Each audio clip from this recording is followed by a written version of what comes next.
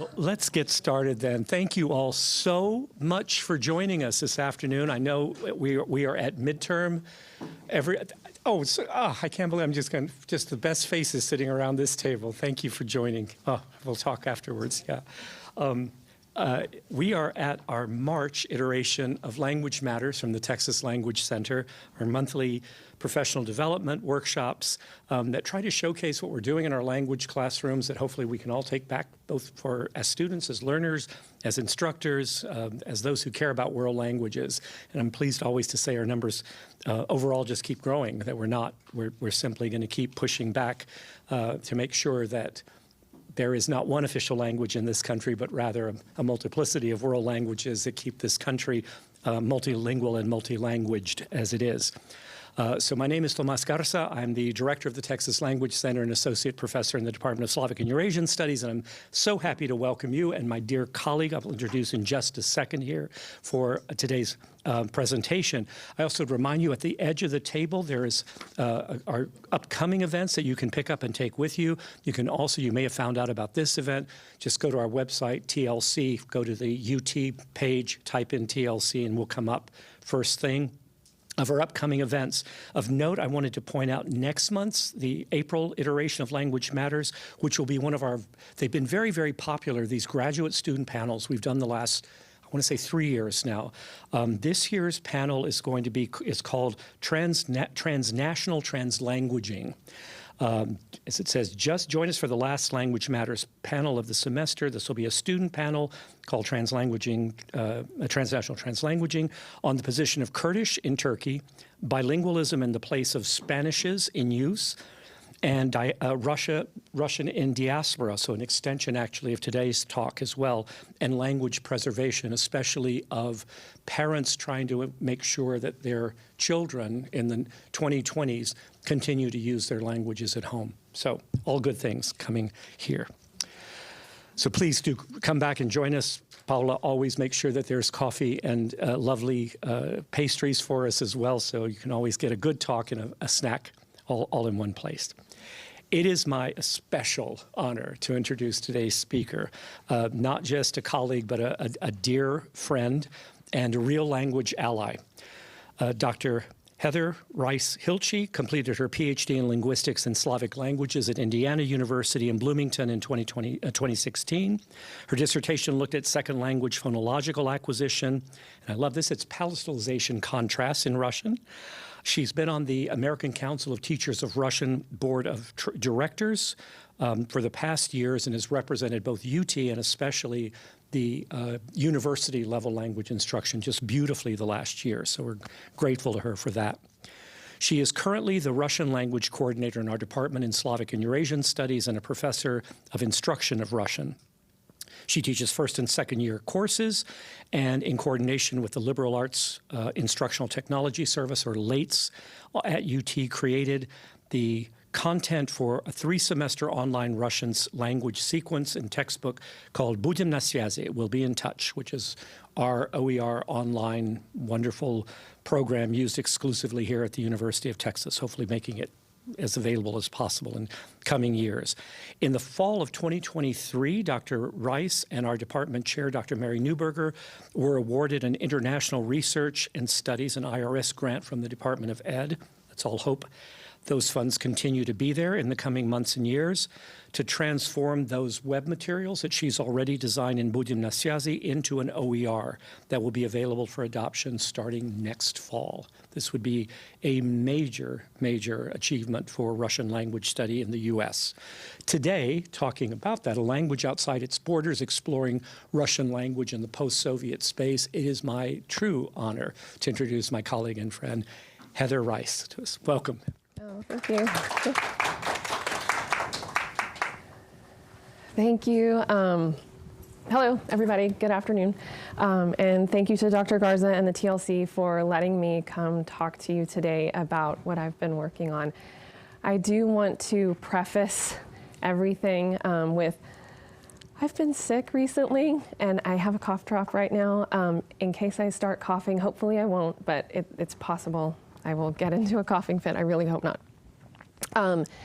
And Dr. Garza actually, he said a few words about actually what I was going to start with.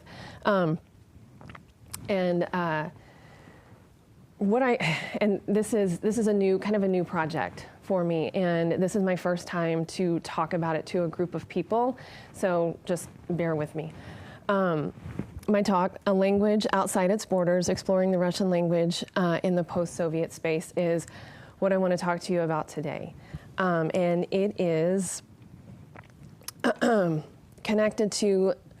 very deeply connected to something that I have been working on since 2016, which is here, and this is what Dr. Garza actually mentioned a few minutes ago. This is a fully online Russian language course that I developed with or at the Liberal Arts Instructional Technology Services, LATES, here in Kola.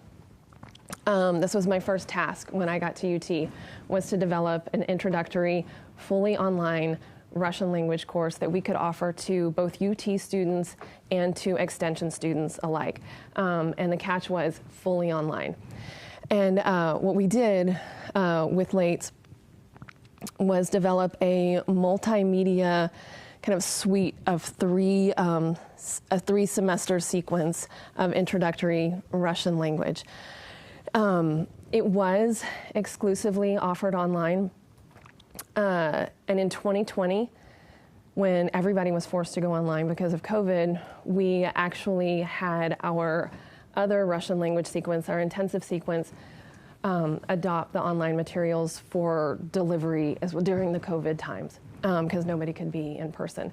And then after COVID, we decided we've got these materials, let's go ahead and use them, continue to use them in our online classes and also in our face-to-face classes. So now the online materials that we developed are used in all of our introductory Russian language classes. The title, Broaden is a genius title that I did not come up with. Dr. Garza actually came up with it at a meeting. He said, well, it just has to be called Broaden. And if you don't know, this is a play on words. It means we will be in touch, but it also means we will be online, which back in 2016 was amazing. And we are internally grateful for that. Let's see. Excuse me. So we built textbook and course directly into Canvas, our Canvas LMS. So we actually started in Canvas. And if you've used any Canvas courses, if you've taught from Canvas, this looks familiar to you. I use the modules to organize all of the content. All of the instructional material is built in to Canvas directly. This is an example of what you'd find. This is the Unit 1 overview and goals page. This looks like something you might see at the beginning of a textbook chapter. And that's how we approach the kind of the building of this class. And then the content within Canvas, within any one module, includes everything. Like I was saying, it's instructional material, it's workbook, it's quizzes, it's everything. So we have video, we have audio, we have quizzes. It's just a multimedia suite course with textbook included. And then, as Dr. Garza mentioned, in 2023, Dr. Neuberger and I, the chair of the director of CREASE and chair of the Slavic department, we applied for a Department of Education International Research and Studies grant to update and improve our online materials. And this would give us a chance to bring them out of UT and make them an open educational resource, or OER, so that they would be accessible to anybody, anywhere. And so they wouldn't just be accessible to UT students. This also gave us the opportunity to look at how we wanted to improve this. Since we would have the time, when we'd have the resources, we thought, what do we want to do if we're able to create an OER? And one of the things was we wanted to make it fully accessible, all of the content. So video and audio would be would come with subtitling for anyone who needed it. and all images would have alt text for anybody with low vision or blindness. And then finally, what brings me here today is we saw really this kind of coincided with Russia's invasion of Ukraine, and we saw that we needed, I think collectively, all Russian language instructors around the country saw that there was this dire need to diversify our Russian language instructional content and decolonize it, take it away from Russia proper and make it more representative of the greater Russian-speaking world outside of Russia. Traditionally, Russian language instruction has focused on the culture and the language of Russia, and more specifically, the culture and language of St. Petersburg and Moscow, the two largest metropolises. So,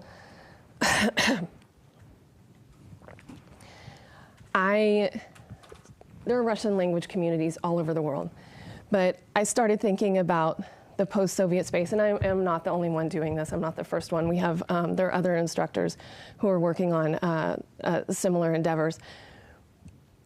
But starting to think about the post-Soviet space, there are 15 former Soviet republics where Russian is still spoken to some degree in most of these places. And the grant, we found out in late 2023 that we actually did get the grant. And so it has allowed me to travel around, not everywhere, but to some of these places, and to start exploring what the Russian language is like in these places and what the local culture is like, with the goal of bringing what I learn back into the courses and incorporating it into the content somehow. So the tasks that I gave myself were to learn about the places, their culture, talk to locals, collect material to use in the online courses and ultimately the OER, and also to examine how Russian language is used. I was interested in who is using it, where is it used, how is it used, and what is the general local relationship to the Russian language. And it looks different everywhere. I actually started in Uzbekistan. Before we found out we got the grant, I applied for a departmental grant to go to Uzbekistan for a few weeks in the summer of 2023 as kind of a test run to start learning about these communities and see what kinds of things I can learn, see what kinds of materials I could collect and incorporate into the Russian language materials. And I actually got to go all over Uzbekistan, which was pretty amazing. I started in Tashkent, which is the capital, and it really is a multi-ethnic city. It's very easy to speak Russian in Tashkent.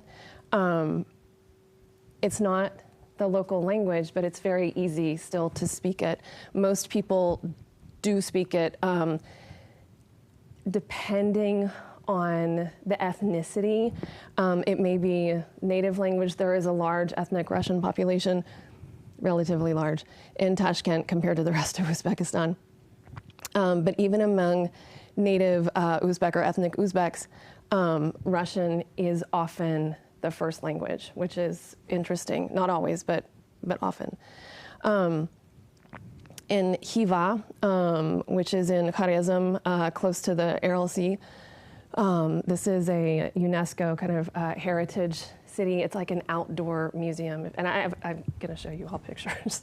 I went to Khiva and Nukus, which is the capital of Karakalpakstan, which is an autonomous region within Uzbekistan, Bukhara, and Samarkand, which you, if any cities are familiar, it's probably those last two. Here's some images that I took when there. This is just fun, right?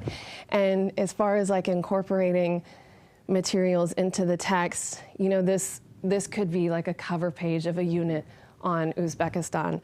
And this is Tashkent. This is the Charsu Bazaar. This is near an ancient fortress. And those are yurts that are actually really well air conditioned that you can stay in. That was nice. The Registan, Uzbekistan kind of sits at the crossroads, and Dr. Siegel probably knows way more about this than I do. I'm not a historian or not an anthropologist or a historian. I'm definitely just a language teacher. But what was interesting there is all of the madrasas and mosques, I mean, just incredibly beautiful and breathtaking, surprising. So it was the kind of academic center for Islamic education, this area. And so this is outside of a madrasa too. This is an ancient, 2,000-year-old ancient fortress, which you can just walk around. You just pull up to it and walk around this 2,000-year-old fortress. There's no guards, there's no entrance fee, you just can go. And then that's a carpet market in Bukhara. So this is just a little bit of a photo album. What I learned while there of the post-Soviet republics, it's fairly multi-ethnic, Uzbek being 85%. I'm not listing them all out. Russian overall of Uzbekistan is 2%. In Tashkent, it is more concentrated. Languages, Uzbek is the official language, but a large portion of the population does speak Russian. In the villages, they do not. If you leave Tashkent, I thought this was interesting. Between Tashkent and like Khiva, the outdoor museum city, there are a lot of villages, and everybody speaks Uzbek and not Russian. But when you go all the way to Nukus, which is close to the border with Turkmenistan, so there's all of the space in between. It's a Russian-speaking city with ethnic Uzbeks, or Karakalpaks. And that's just interesting. It's a modern country. It is a Muslim country. They're somewhat modest dressed, but it's not so strict. You definitely will not find pork anywhere in any store on any menu. I mention that because it's different in Kazakhstan. As I mentioned, it's the Historical Center for Islamic Education. It does have a really rich food culture, which is amazing, and that's something also that can easily incorporate into language materials. You know, we all love talking about food. So if you've heard of plov, right, this is where plov comes from. Samsa is their version of samosa. Oh, I know, it's amazing. Lagman soup. Tea house culture is huge in Uzbekistan. It's called the chikhana. They drink green tea. And so even late at night, you know, when it's a little bit cooler, Uzbekistan is a really hot area. And in the summer, when the temperatures get close to 50 degrees Celsius, one thing that's nice to do is to go out in the evening after 10 o'clock and go to a chikhana and sit around and talk. Bazaars all over the cities, open air bazaars for shopping, all your food, other needs of the house. Pottery, they make beautiful pottery. And I love this. There are some Zoroastrian traditions that are preserved in Uzbek culture. One being the spring holiday Navruz, which is just fascinating that everyone, regardless of ethnicity, celebrates Navruz, which is the ushering in of spring.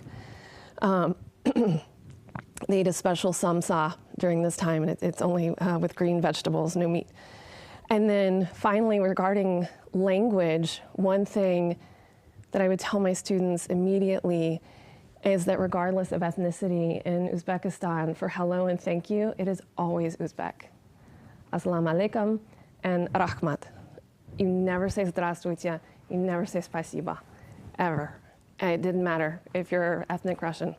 I thought that was fascinating. Excuse me. So some more images from Uzbekistan. These are mine, people I met. This is a chikhana, tea house.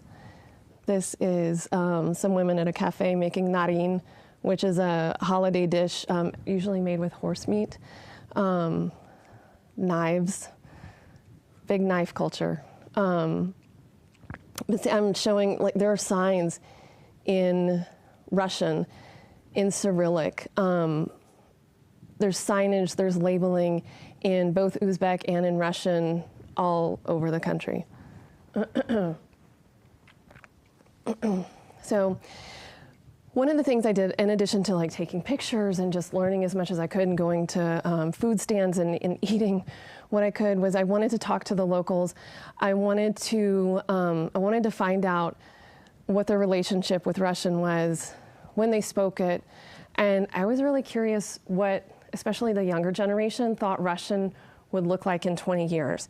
Would it be the preferred second language or not? How did they feel about it? And I also just wanted to know about life, right? In Uzbekistan, what do you do? What are you doing? You know, what are your hobbies? What do you do in your free time? What are you studying? Or what's your job? And then as a foreigner, what should I know or try before I leave? So I kind of just wanted to I was there a short time, 3 weeks. I just wanted to know what I could. And what they told me was really mixed. Relationship with Russian. Some people spoke it exclusively at home with their families. Some people spoke Uzbek and Russian. Some people spoke Uzbek at home and Russian just outside of the house. Some people told me it was really half and half, that Russian would remain a preferred second language. Why wouldn't it, like, given its geographical location? And others said, no, why? We wouldn't need Russian. No, English is definitely going to replace it. And then, you know, what you do in your free time, what you eat. I showed you pictures of some of that. They go to cafes, walk around at night with their friends. As a foreigner here, what should I know or try before I leave? I had to try plov. That was the biggest recommendation. So I didn't actually put videos here, but I wanted to show you just the kinds of videos I got and that I'm working on figuring out how to incorporate into my materials.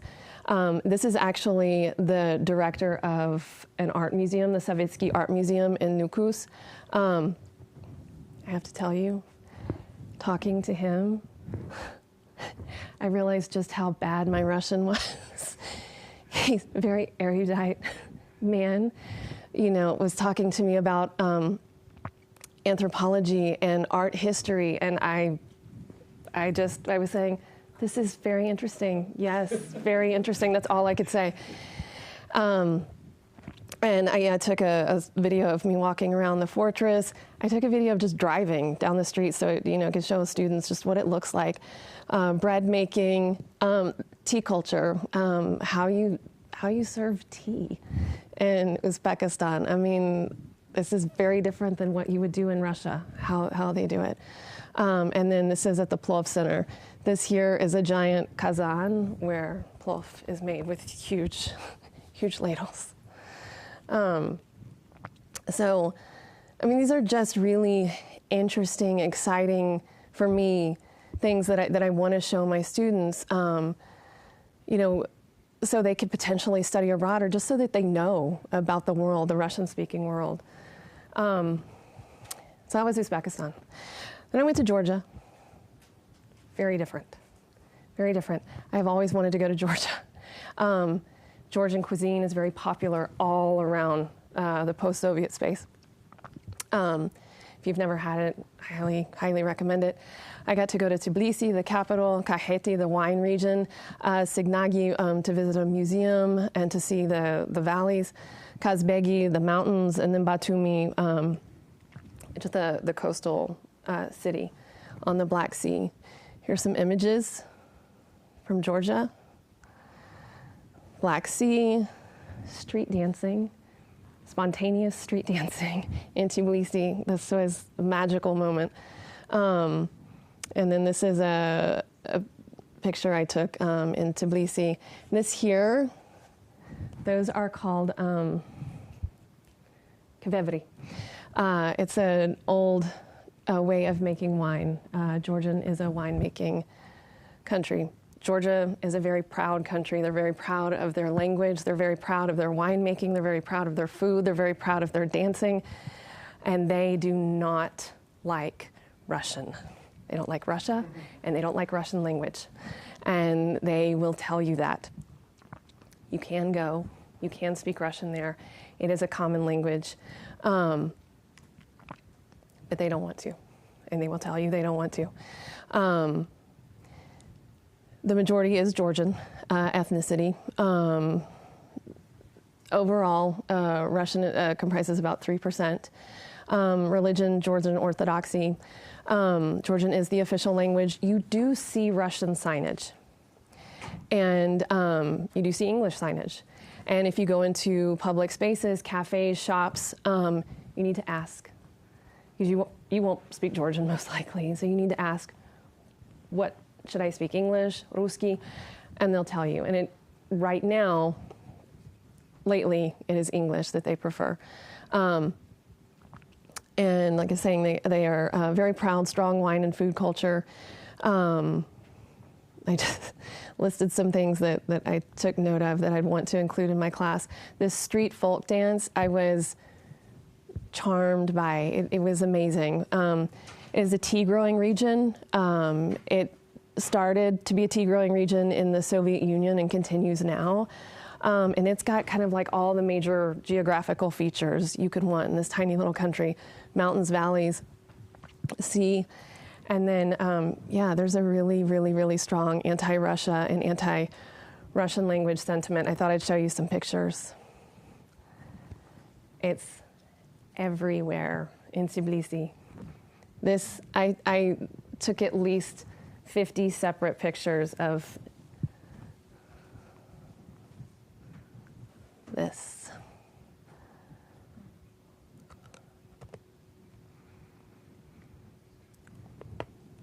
In other areas, it's not as strongly felt. In Batumi on the coast, where there is a lot of Russian tourism, Russian is more accepted. And not only tourism, but there is a large diaspora community, Russians, Ukrainians, and Belarusians, after the invasion of Ukraine in Batumi. What is on the last Occupant. Mm-hmm. What is that red? What is the red symbol? What is that red? Some sort of an organization? Россия Occupant with a red. The star on it. The star. I don't know if it. I don't know what it is. Yeah, there was lots of. I always thought that this was interesting, right? The Russia with the two Z's. Yeah. Yeah. Mm-hmm. Mm-hmm. War at the top. Mm-hmm. And lots of support for Ukraine. When we were there in June of 2024, we were coming on the heels of a new referendum. Can't remember the exact details, but there was a lot of protest. Essentially, all businesses had to register as foreign agents if more than 25% of their profits came from non-Georgian sources. August 2024, is that right? No, I was there. Oh, that's probably when it passed. Yeah, but there were protests before that. Yeah, and the situation, I believe, has really only intensified. But I did try to talk to people, and I did speak Russian while I was there. I spoke with my travel companions, but also everyone I met, especially of the older generation, they were pretty amenable to speaking Russian. It was really among the younger generation that I got the most resistance. So I talked to people, but I also found that people in Georgia really didn't want to have a sit down about how they felt about Russian language. They didn't want to talk about any of that, but they were willing to show me what they did and let me video. So I have a winemaker here and a woman giving a master class on how to make khachapuri, Georgian cheese bread, and then a beekeeper who let me video her while she talked to us about her honey. So this is, I think these would very easily incorporate into my content. Again, just on food and on interests and practices. And then after Georgia, I went to Yerevan, Armenia, just Yerevan. I didn't go around the country. I was in Yerevan for 2 days, and I was sick with COVID for the 4th time in my hotel room for most of those 2 days. I got out for like 3 hours, and I got some pictures and some food. And that's about it. I didn't get to talk to anybody. So if I have the chance ever to go back, this is where I want to go back to. What I can say is that I was there for 2 days and really just a couple of hours. And what I can say is that immediately, even though it is just across the border with Georgia, immediately palpably different as soon as you cross the border. There's no resistance to Russian. But they have no reason to be angry. They're not occupied right now. A war wasn't started on their turf. Russian is the second language. For those who don't speak Armenian, speak Russian. Almost everyone speaks Russian to at least the intermediate level, is what I've heard. When I was talking to people, I was able to use Russian, and I can say it was the most accented of all Russian. It definitely felt like the second language. And English, I wasn't able to use. But culturally, a lot like Georgia. It's a wine culture.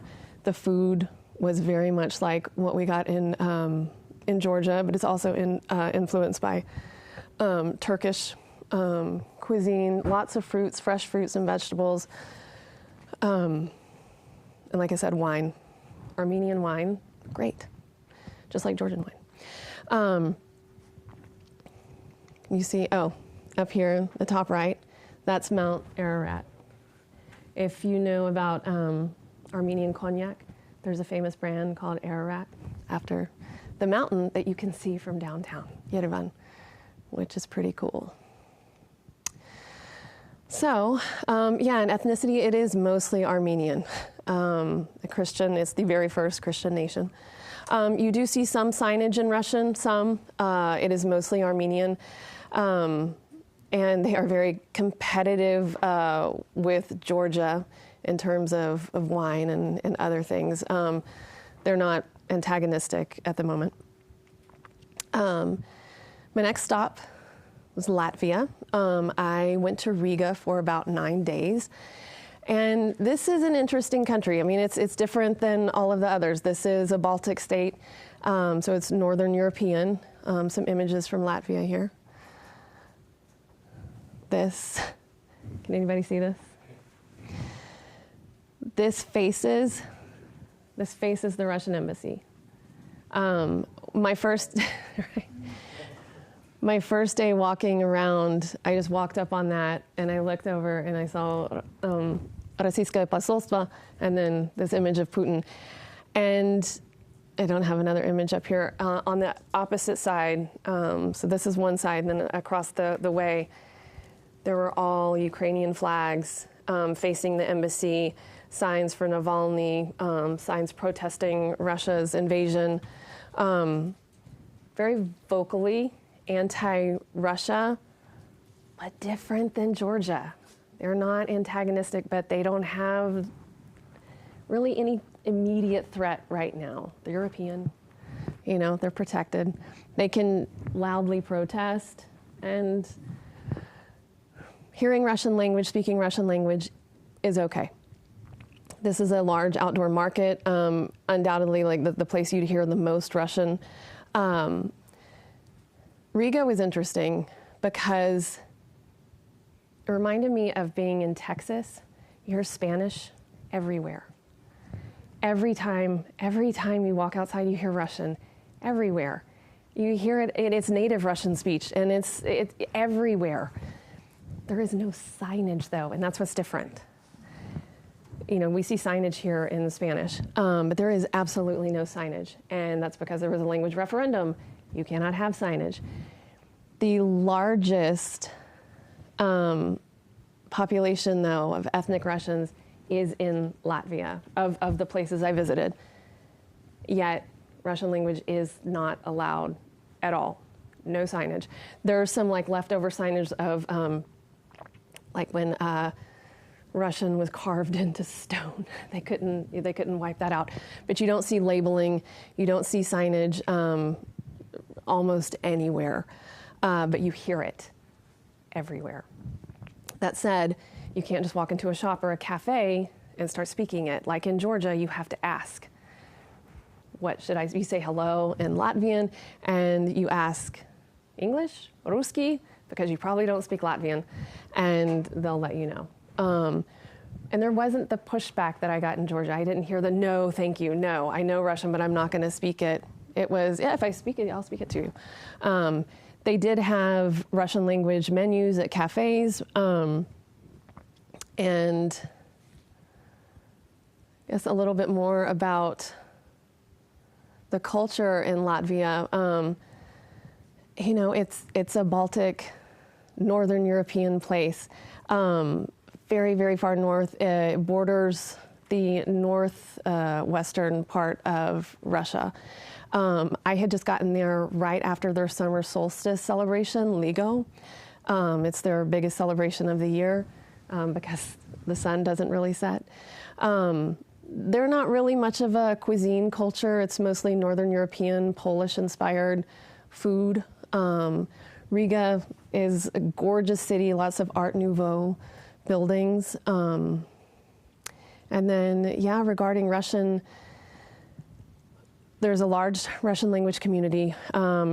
It's larger in, I won't say that just because I don't remember. They don't have a lot of resources, but there is a library in Riga just for Russian speakers, and I got to visit it. They let me do a video.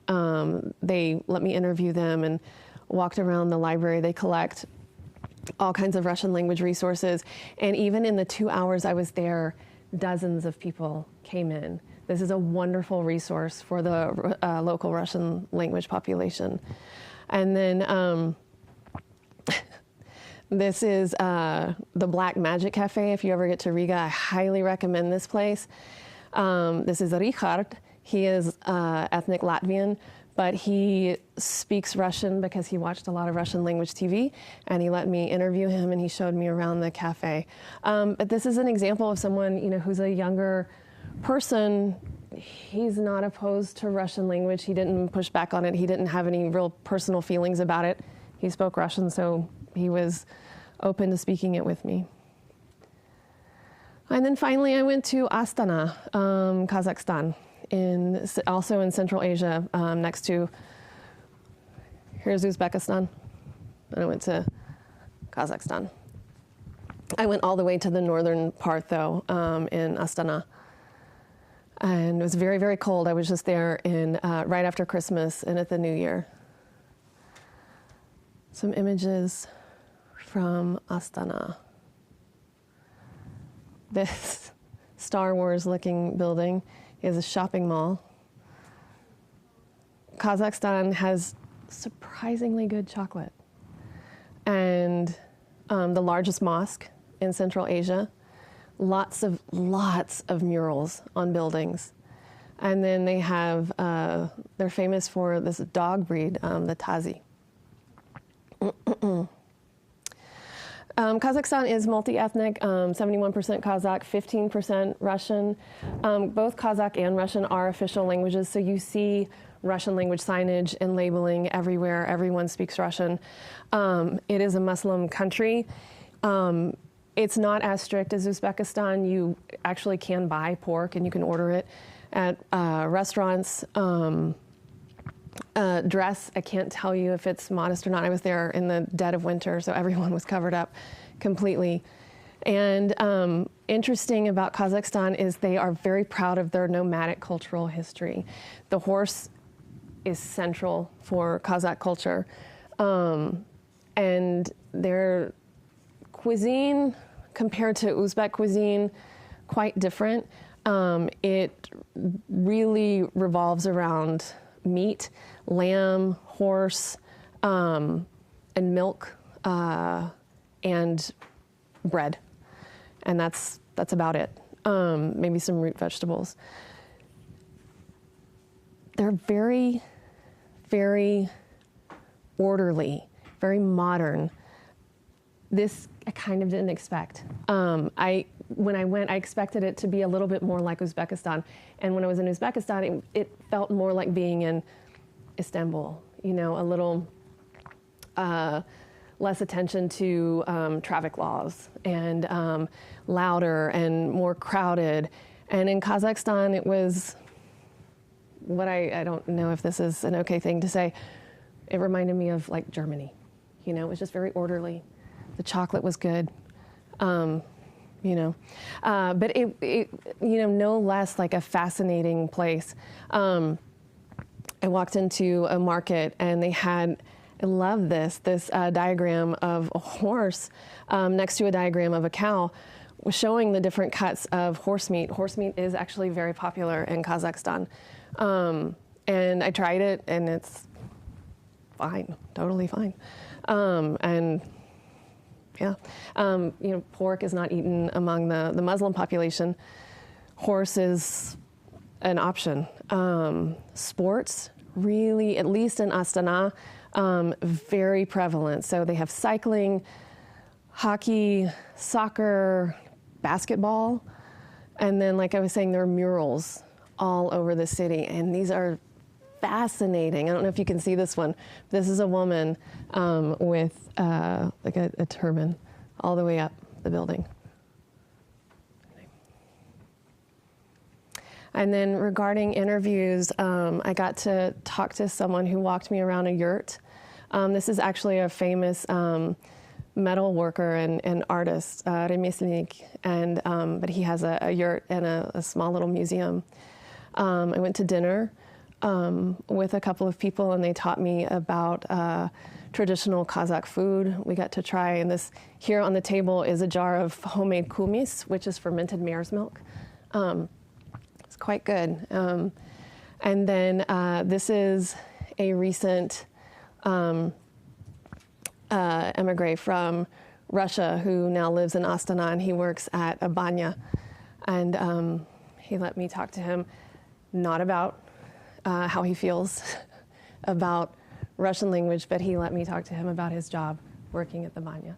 So I collected a ton of stuff, thousands of images, dozens of videos where I sat down and interviewed people about their lives, about the life in the places, videos where I got demos, you know, around the banya, and others. And I'm now trying to work with them, figure out how they fit into all of the other content that I've created so that we can diversify our content.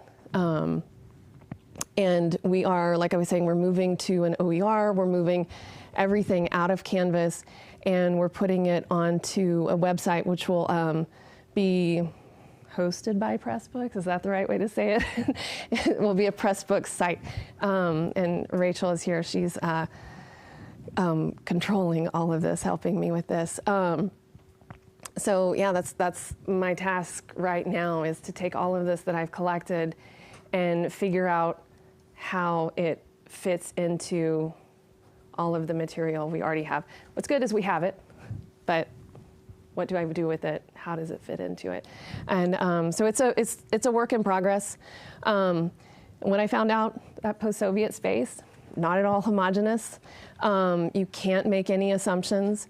And, you know, one thing that I'm thinking about constantly is what this means for us as Russian language instructors. What does it mean for students potentially studying abroad? And then what else can I do? What else can I add to the content? How can I build on this? And include other spaces, you know, like Ukraine. That would be wonderful to include. And that's where I am. That's it. Are we going to use the microphone for questions? So please, anyone, questions, comments, we'll pass around the mic and give her a chance to answer here. Can we pass over to Tamara?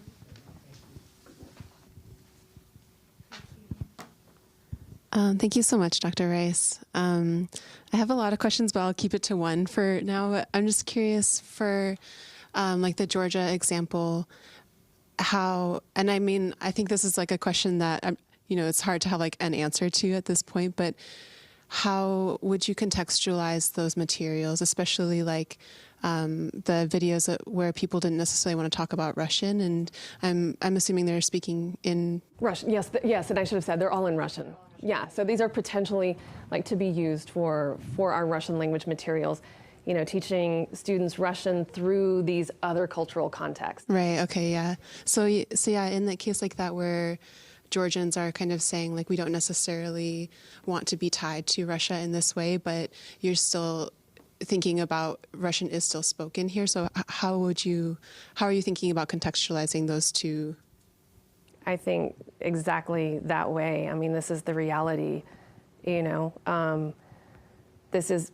is a conversation we have with students all the time. Where do I go? Where do I study abroad? I really want to go to Georgia. Okay, you can go, but you need to know these things.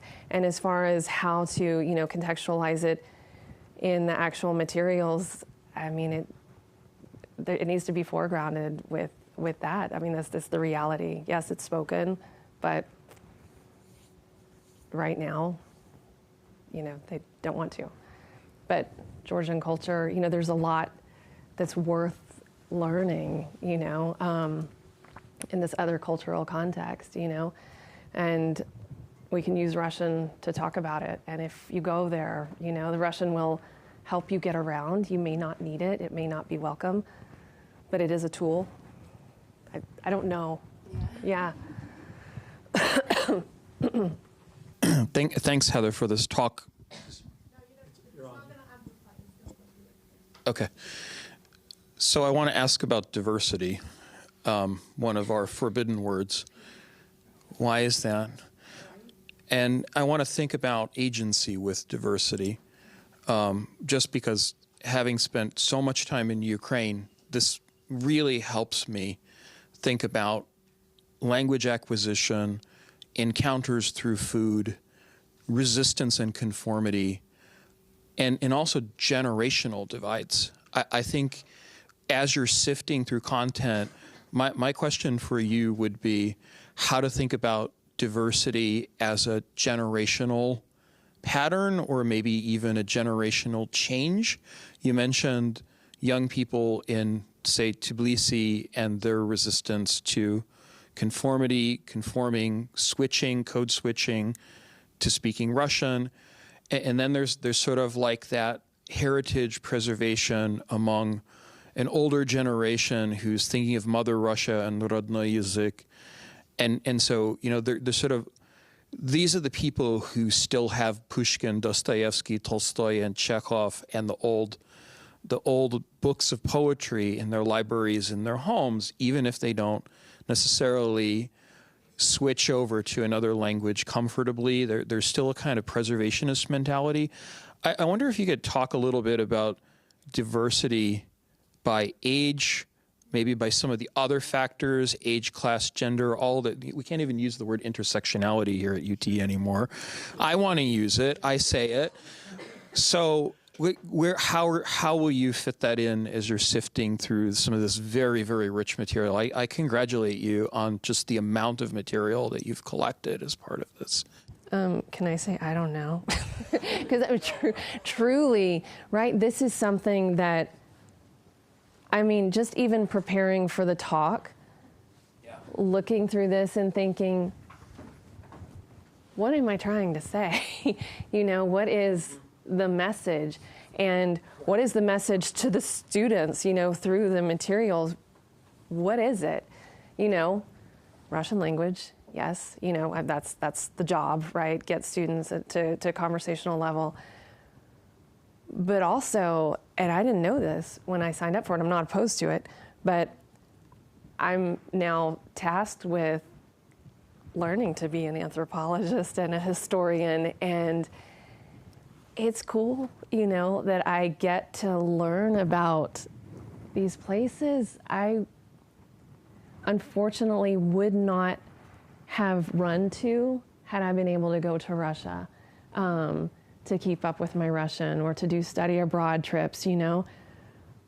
But now that that's closed for me, I'm actually super into this idea and being able to explore it because it's so rich and it's so vast and there's just so much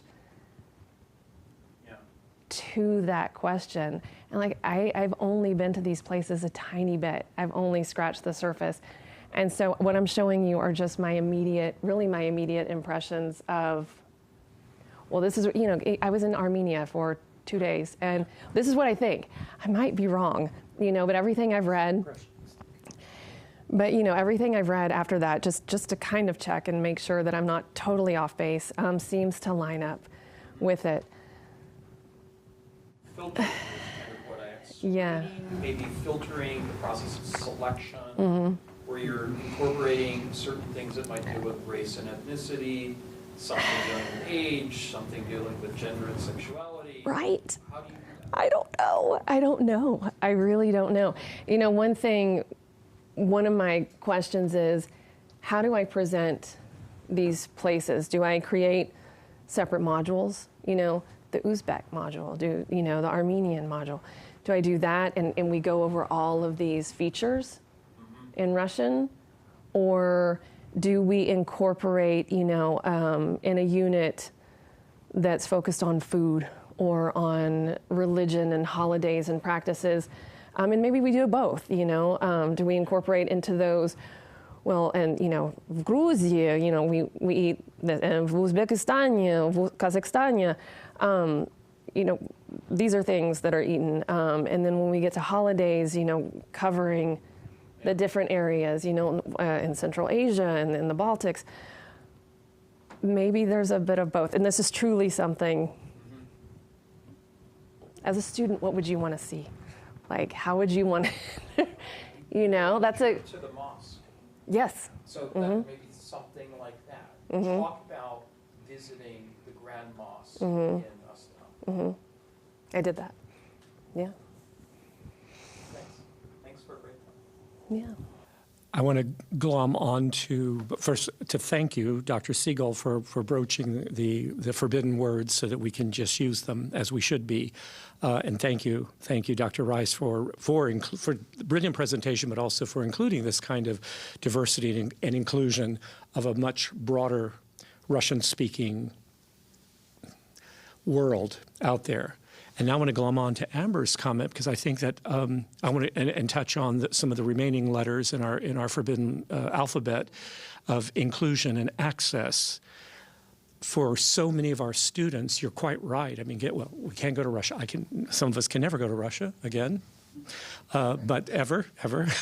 But even for those who could go, if it's reopened and visas are being issued, money is another problem for access, ability to take summers off to go travel instead of making money for their own families or for their own education and so forth. So what about, I want to put out a proposition and get your response to it, what about expanding the Russian-speaking world to include areas such as Brooklyn, Brighton Beach, Los Angeles, Southeast Hollywood? One could kind of go around the country, Chicago certainly, for both Polish and Russian. What about doing a more domestic study abroad project included in part of your larger portrait? What's your take on that side of? I think that's a great idea. There are Russian language communities really all over the world. Brighton Beach, and I did visit there back in 2016, and I've got some material I didn't include in this presentation. But that will be included in that greater. Brighton Beach it's a unique area too, just like all of these are unique. And you'll get simultaneously Russian, English, and Spanish on signs there. It's pretty easy to go around Brighton Beach and see signage in Russian and to hear it ambiently and to interact. In other places, and like I lived in Chicago, and I know that there are Russian speakers there, but there wasn't this, this here is where everybody speaks Russian, and so it's, how do you send someone who especially is, a lower intermediate level? It's hard to send them to these places where Russian is an ambient language and for them to really immerse themselves outside of the classroom. In Brighton Beach, I think it's doable. I don't know about LA because I don't know about it personally. Chicago and other areas, there's a community here in Austin, right? But it's, how do you get to them? How do you harness that? But yes, I think that that's something we should try to do, at the very least, Brighton Beach. But I don't know about Hollywood. Thank you. Yeah. Mm-hmm. Yes, please. Hi. Thank you for this talk. It was really, really interesting, and I enjoyed all the information. And I was curious, I guess, how different was the Russian that you were speaking and hearing in these different countries? Like, would you count it as, like, I know you mentioned that in one of the countries it was more heavily accented, and you mentioned that in Uzbekistan it was like there were words of Uzbek thrown in, but would you count them as, like, is it just different accents, or would you count them as fully different dialects? And then also, how would you, like, if you have ideas, how would you go about teaching it if it is like different dialects? Right. We talked about this the other day. Yeah. So as far as what I encountered, Armenia definitely stood out as a very accented Russian. I immediately felt like, okay, this is their second language. This isn't one that they communicate in primarily.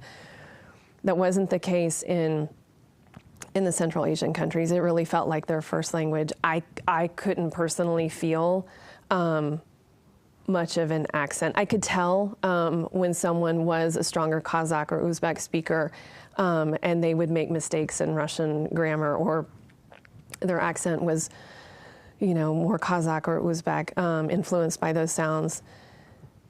But for the most part, I didn't feel a huge difference from the general language of that I learned in Russia.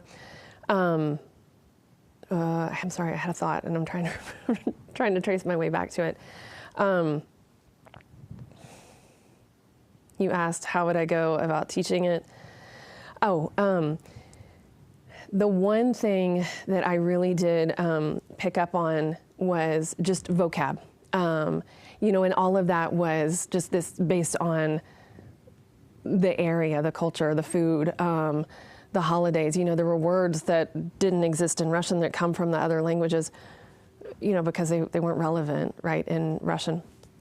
But the Russian speakers were using them and were incorporating them.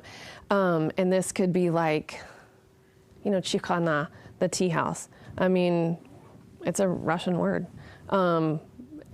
Not originally, but it's used in Russian. So I made myself just vocabulary lists of all of these things. So if we're, learning about an area, I'd want to include some key vocab that's representative of the culture. So like topchan or chikhana, or chilia, which means like the 40 hottest days of the year.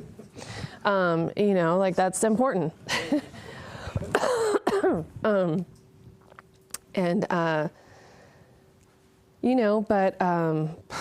Gosh,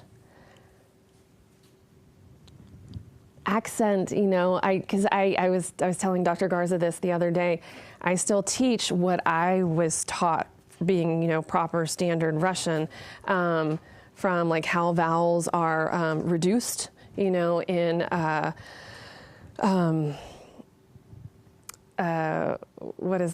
in stress position, in pre-stress position, and the syllable before that, post-stress. I teach that. And I'd probably want to know a little bit more about the accent systems in those places before I got into it with students. But it wasn't an impediment. It wasn't difficult to communicate, if that's what we're ultimately getting down to. Thank you. So I see we're just past now the 4 o'clock hour, and we always are trying to be very respectful of people's time, and also so that we don't keep people too long here. I hope you would all join me once again in thanking Dr. Rice for one marvelous presentation. Thank you. Thank you so much, Heather, and good luck on making this fully come to fruition. Let this be an OER that goes far and wide and makes Russian not a singular language, but really a translanguaging language. Yeah, congratulations on it. Thank you so much for letting me talk to you. Our pleasure. Thank you. And thank you all so much. Again, please keep following TLC and join us next month for more of the TLC Language Matters series. Thank you.